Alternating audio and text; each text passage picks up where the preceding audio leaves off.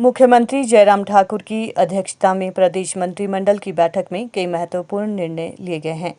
मंत्रिमंडल ने पेंशन भोगियों, पारिवारिक पेंशन भोगियों और राज्य संवर्ग से संबंध रखने वाले अखिल भारतीय सेवा पेंशन भोगियों तथा पारिवारिक पेंशन भोगियों को उनकी संशोधित मूल पेंशन, मूल पारिवारिक पेंशन पर क्रमशः 5, 10 और 15% पेंशन भत्ता प्रदान करने का निर्णय लिया है। इससे 65 से 80 वर्ष आयु वर्ग के लगभग 86,200 पेंशन भोगी तथा पारिवारिक पेंशन भोगी लाभान्वित होंगे। हिमाचल प्रदेश में सेवा प्रदाताओं के माध्यम से विभिन्न सरकारी विभागों में आउटसोर्स आधार पर तैनात कर्मचारियों से संबंधित विभिन्न मुद्दों पर मंत्रिमंडलीय उपसमिति की रिपोर्ट को भी मंत्रिमंडल के समक्ष रखा गया और इसे सैद्धांतिक रूप से स्वीकार कर लिया गया। इस मामले में एक नीति दस्तावेज का मसौदा तैयार करने का निर्णय लिया गया। मंत्रिमंडलीय उपसमिति की सिफारिशों के अनुसार हिमाचल प्रदेश कौशल विकास निगम का नाम बदलकर कंपनी अधिनियम 2013 के प्रावधानों के तहत हिमाचल प्रदेश कौशल विकास एवं रोजगार निगम कंपनी की स्थापना की जाएगी। ये कंपनी तकनीकी शिक्षा विभाग के प्रशासनिक नियंत्रण में कार्य करेगी। ये कंपनी विभिन्न सरकारी विभागों, बोर्डों, निगमों, विश्वविद्यालयों, राज्य के शिक्षण संस्थानों, सांविधिक संस्थाओं और राज्य सरकार के स्वामित्व और नियंत्रण वाले अन्य उपक्रमों की अस्थायी आवश्यकताओं को पूरा करने के लिए कुशल, अर्धकुशल और अन्य कर्मचारियों की तैनाती सुनिश्चित करेगी।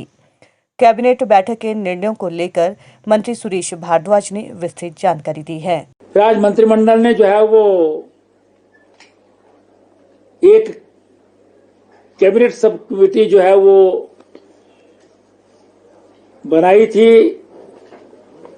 जो असेसमेंट और redressal of various issues in deployment of staff on outsource basis in government departments, जो विभिन्न सेवा धारकों द्वारा आउटसोर्स बेसिस पर जो है वो एम्प्लॉय किए जाते हैं, उसके लिए कमेटी बनाई थी। उस सब कमेटी ने अपनी जो है वो रिपोर्ट मंत्रिमंडल को प्रस्तुत कर दी है, जिसमें मुख्य रूप से जो है वो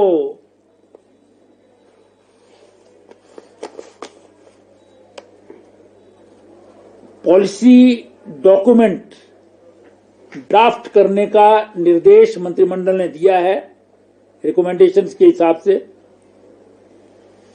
और इसमें हरियाणा गवर्नमेंट की तर्ज पर एक निगम जो है वो आउटसोर्स एम्प्लॉयज की डिप्लॉयमेंट के लिए जो है बनाया जाएगा,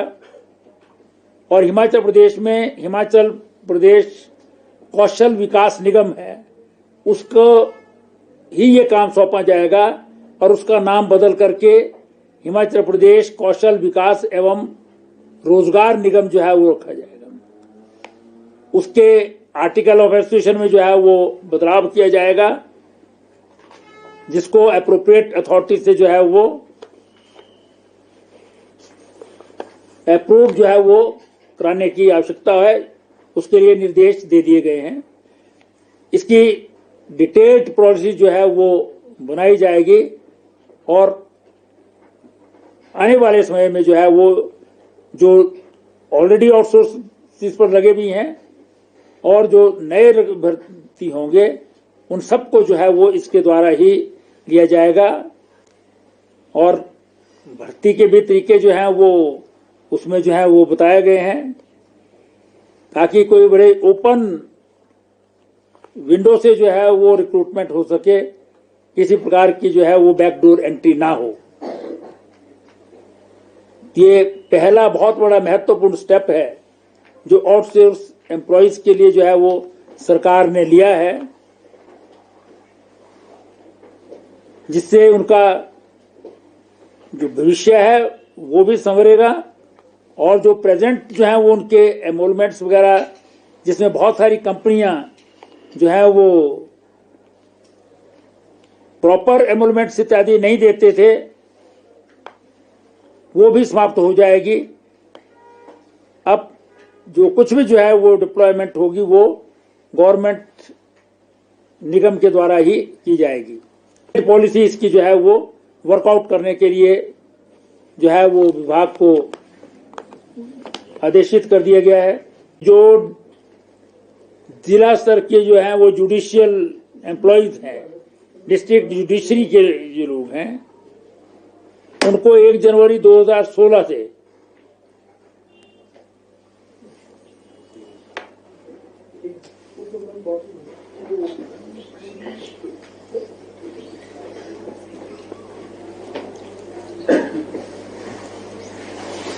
रिवाइज पे स्केल देने का जो है निर्णय लिया है।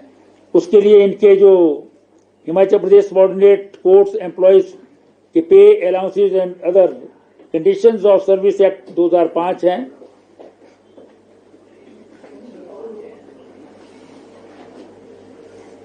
जो है उनको संशोधित किया जाएगा। इससे 2300 कर्मचारियों को जो है वो लाभ प्राप्त होगा। मंत्रिमंडल ने आज एक महत्वपूर्ण निर्णय लिया है, जिसमें पेंशन अलाउंस 5%, 10% और 15% अलग अलग जो कैटेगरीज का होता है, वो सभी पेंशनर्स को और फैमिली पेंशनर्स को, साथ ही साथ ऑल इंडिया सर्विस पेंशनर्स और फैमिली पेंशनर जो हैं, जो स्टेट कैडर से संबंध रखते हैं,